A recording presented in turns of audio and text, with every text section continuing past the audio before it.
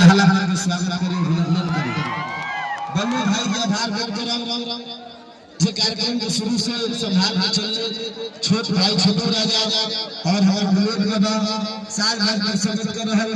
बाकी बोलिए उत्तर प्रदेश से गोलू बाबू के बेटी के दिल से धन्यवाद। इतना सुंदर साउंड ऑपरेटर साहब के दिल से धन्यवाद। लेकिन रोवा सब बारगेटी के तुरंत ई व्यवस्था में सहयोग कर कार्यक्रम को सफल करे में बाकी रोवा सब प्रभु से मोहब्बत का कभी आपसे भी आए कलाकार से प्यार करीला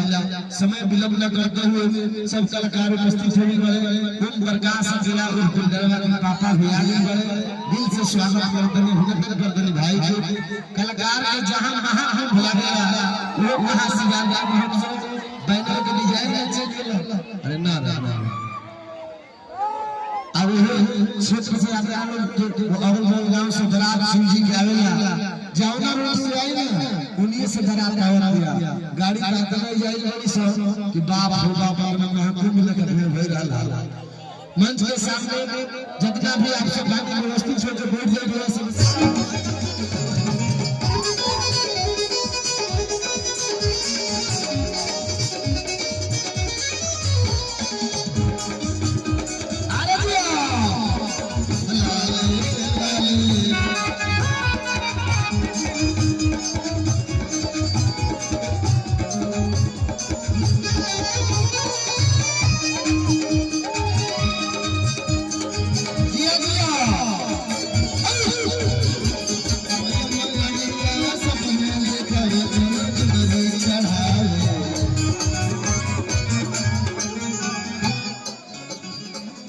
चुनरी चढ़ावे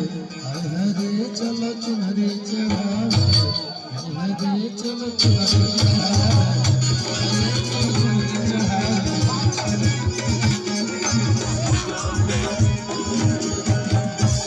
अब मंच पर महाशिवरात्रि महोत्सव संयोजन आयोजन हम सभी को गार्जियन अशोक चाचा के बड़े सुपुत्र मेरे बड़े भाई अंकित आनंद जी को इस मंच पर मैं स्वागत करता हूँ बुलावा करता हूँ। हेमा पांडे जी मंच पर उपस्थित हैं। इनसे कार्यक्रम अब गवाना है अगले गाने दो गीत सभी कलाकार गाएंगे क्योंकि कलाकारों का बहुत ही लंबा कतार है इसलिए दो गीत सभी से आपको सुनवाऊंगा। मैं बुलावा करता हूँ अंकित भी आ गए मंच तक बुलाइए। बिहार का अलौकिक अद्वितीय महाशिवरात्रि महोत्सव का मंच है तो नवरसा बढ़िया मंच है इसलिए मैं चाहता हूँ नालंदा के पावन पवित्र सोहरा अनंत धाम बढ़िया के लिए जोरदार ताली बजाती है धरती के सम्मान में क्योंकि है कोई तलवार जो भाई जैसी है नहीं लगेगी दुल्हन की चाल जैसी है जी चाहता है नालंदा आनंद धाम कमेटी अपने सर पर लगा लो ए नालंदा आनंद धाम नवरसा वालों यहाँ कमेटी तो गुलाल जैसी है आप सभी को सम्मान में मैं चाहता हूँ दो शब्द रखेंगे अंकित आनंद साहब। नमः पार्वती पते हर हर महादेव।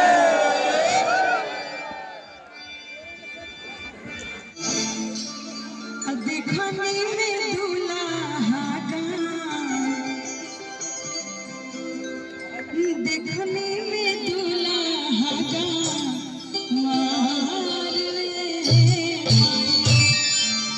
तो देखिए जब शंकर जी अपने रूप रंग में आवत है तो लोग बड़ाई करता कहता कि कबहू ना देखने हो ऐसन मोहिया